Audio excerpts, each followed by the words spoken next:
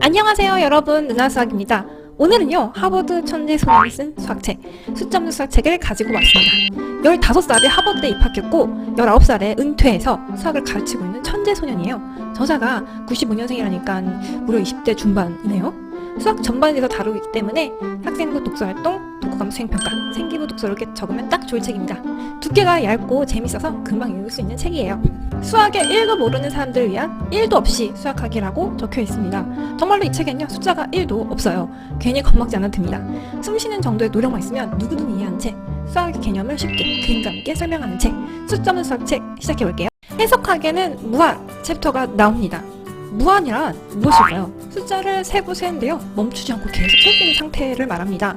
사람들은요 무한에 대해서 이야기할 때 궁금해하는 것이 한 가지 있습니다. 바로 무한보다 더 큰 수가 존재할까? 입니다. 책에서는 무한에 대한 질문을 해결하기 위해서 힐베르트의 무한호텔 이론을 가지고 옵니다. 여러분이 무한호텔이라는 아주 특별한 호텔의 안내원이라고 생각해 봅시다. 호텔은요 객실이 무한히 많이 있습니다. 끝이 없는 복도라요 마지막 객실이 없습니다. 어느 날 호텔의 모든 객실이 꽉 찼습니다. 그런데요 누군가가 호텔에 와서 방이 한 칸 있냐고 물었어요. 여러분은 방송을 켠 뒤 이렇게 말합니다. 투숙객 여러분은 객실을 한 칸씩 옮겨주세요. 여러분의 요청대로 투숙객들이 방을 한 칸씩 옮긴다면요 새로운 손님이 묵을 방이 한 개 생겨요. 즉 무한 더하기 1은 무한이에요. 무한에다 5를 더하든 무한에다 1조를 더하든 무한이 됩니다. 무한 더하기 무한은 어떨까요? 무한 호텔은 여전히 꽉 차 있어요. 이번엔요 새로운 무한 명의 손님이 와서 방을 달라고 합니다. 여러분은 안내 방송을 합니다. 첫 번째 손님은 두 번째 객실로, 두 번째 손님은 네 번째 객실로 옮겨주세요. 2배로 멀어지는 객실로 옮겨주세요. 놀랍게도 모든 투숙객들이 객실을 차지합니다. 현재 투숙객들의 간격을 벌려서요 새로운 투숙객들을 위한 무한개 객실을 만든 거예요. 홀수받은 객실들을 모두 비워서 새로운 손님들을 맞을 수 있습니다.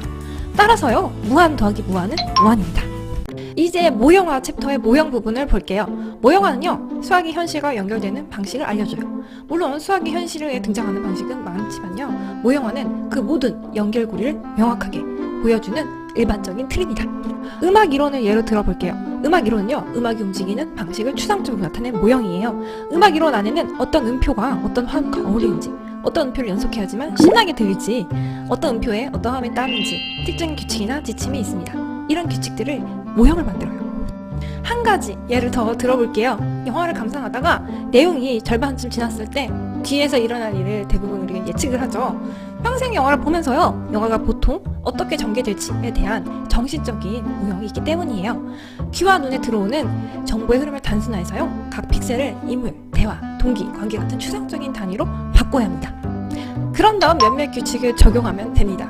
마지막 20분 남겨두고요 두 연인은 헤어져요.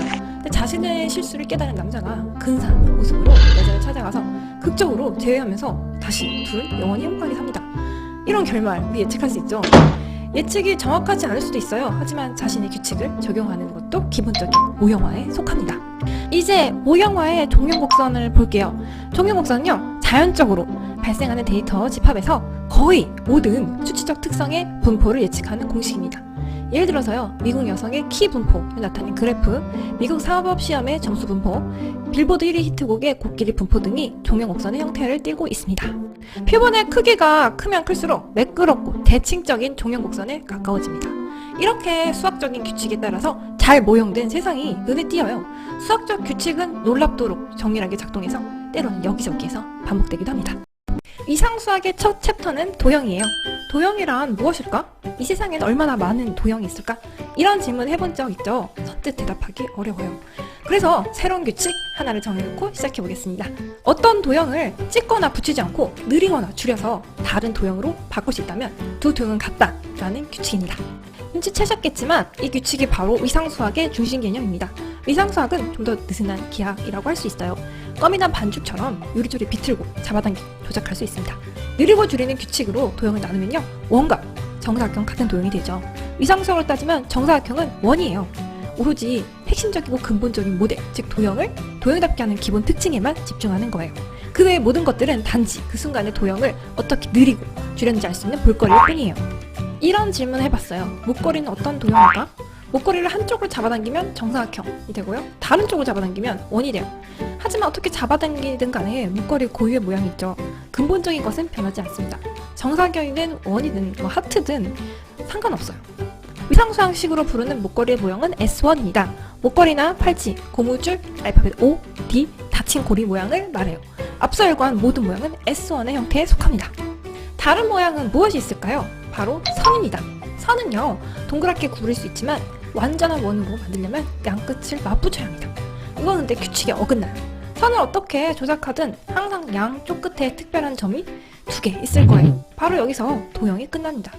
이 점들을 마음대로 없앨 수 없어요. 이 두 끝점은 이 도형이 변하지 않는 특성이기 때문이에요. 마찬가지로 팔자 모양도 다른 도형에 속합니다. 끝점은 없지만 선이 교차하는 가운데에 특별한 점이 하나 있어요. 보통 두 팔이 달린 다른 규점과 달리 팔자 모양의 가운데 있는 점에는 네 팔이 뻗어 있습니다. 원하는 대로 늘리거나 줄여도 그 교점은 없앨 수가 없어요. 자, 이제 결론 내볼까요? 이 세상에 얼마나 많은 도형이 있을까? 라는 질문에 대답할 수 있을까요? 정답은 무궁무진하다입니다. 수학은 재미있고 매력적인데요. 지금까지 무서운 공식들에 의해서 가려져 있었던 것 같아요. 이 책 덕분에 수학의 매력이 세상에 빛을 보길 바랍니다. 고등학생들이 읽기에도 어렵지 않은 책이고요. 수학을 취미로 하는 성인들도 재밌게 읽을 수 있는 책이에요. 그럼 저는 다음에 재밌고 유익한 영상으로 또 찾아올게요. 누나수학 구독 꼭꼭 눌러주세요.